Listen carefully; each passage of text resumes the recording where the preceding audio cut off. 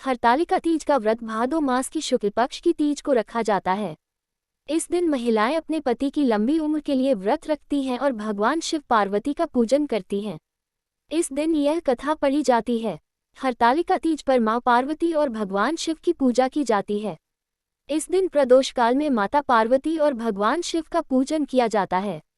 अगर आप भी कथा पढ़ना चाहते हैं तो सबसे पहले पूजा की तैयारी कर लें।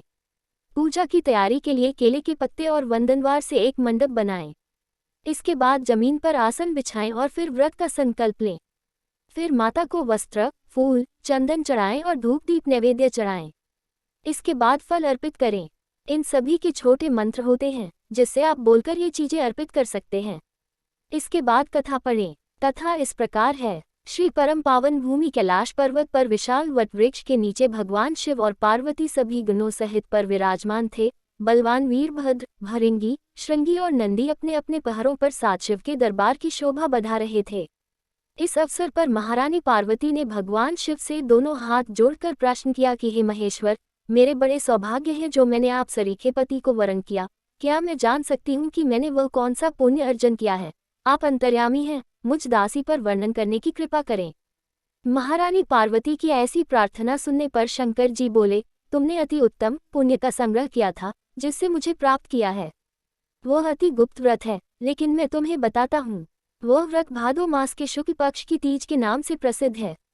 यह व्रत ऐसा है, तारों में चंद्रमा, नवग्रहों में सूर्य, वर्णों में ब्राह्मण, देवताओं में गंगा, पुराणों में महाभारत, वेदों में साम, इंद्रियों में मन होता है, इतना श्रेष्ठ है।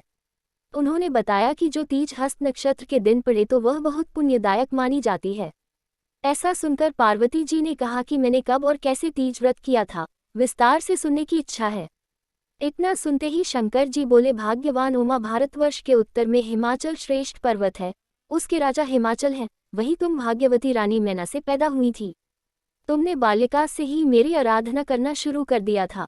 कुछ उम्र बनने पर तुमने सहेली के साथ जाकर हिमालय की गुफाओं में मुझे पाने के लिए तप किया।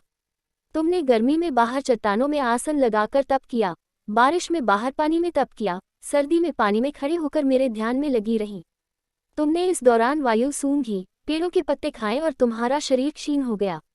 ऐसी हालत देखकर महाराज हिमाचल को बहुत चिंता हुई। वे तुम्हारे विवाह के लिए चिंता करने लगे। इसी मौके पर नारद देव आए। राजा ने उनका स्वागत किया और उनके आने का कारण पूछा। तब नारद जी ने कहा, राजन, मैं भगवान विष्णु की तरफ से आया हूँ। मैं चाहता हूँ कि आपकी सुंदर कन्या को योग्य वर प्राप्त हो। सो वैकुंठ निवासी भगवान विष्णु ने आपकी कन्या का वरण स्वीकार किया है। क्या आपको स्वीकार है? राजा हिमाचल ने कहा, महाराज, मेरा सौभाग्य है जो कि मेरी कन्या को विष्णु जी ने स्वीकार किया और मैं अवश्य ही उन्हें अपनी कन्या उमा का वाग्यदान करूंगा। यह सुनिश्चित हो जाने पर नारद जी वैकुंठ चले गए और भगवान विष्णु से उनके विवाह का पूर्ण होना सुनाया। यह सुनकर तुम्हें बहुत दुख हुआ और तुम अपनी सखी के पास पहुंचकर विलाप करने लगी। तुम्हारा विलाप देखकर सखी ने तुम्हारी इच्छा जानकर कहा, देवी, मैं तुम्हें ऐसी गुफा में तपस्या के लिए ले चलूंगी जहां महाराज हिमाचल भी न पा सके। ऐसा कह उमा सहेली सहित हिमालय की गहन गुफाओं में विलीन हो गई। तब महाराज हिमाचल घबरा गए और पार्वती को ढंढे हुए विलाप करने लगे कि मैंने विष्णु जी को जो वतन दिया है वो कैसे पूरा हो सकेगा। ऐसा कहकर बेहोश हो गए। उस समय तुम अपनी सहेली के साथ ही गहन गुफा में पहुंच बिना अन्न और जल के मेरे व्रत को आरंभ करके नदी की बालू का लिंग लाकर विविध फूलों से पूजन करने लगी। उस दिन भाद्र मास की तृतीया शुक्ल पक्ष हस्त नक्षत्र था। तुम्हारी पूजा के कारण मेरा सिंहासन हिल उठा और मैंने जाकर तुम्हें दर्शन दिए। वहां जाकर मैंने तुमसे कहा, हे देवी, मैं तुम्हारे व्रत और पूजन से अति प्रसन्न हूँ। तुम मुझसे अपनी इच्छा मांग सकती हो। इतना सुन तुमने लज्जित भाव से प्रार्थना की कि आप अंतर्यामी हैं, मेरे मन के भाव आपसे छिपे नहीं हैं, आपको पति रूप में पाना चाहती हूँ। इतना सुनकर मैं तुम्हें वस्तुइच्छित पूर्ण वरदान देकर अंतर्ध्यान हो गया। उसके बाद तुम बालूते मूर्ति विसर्जित करने नदी पर गई, जहाँ नदी तट पर तुम्हारे नगर निवासी हिमाचल के साथ मिल गए।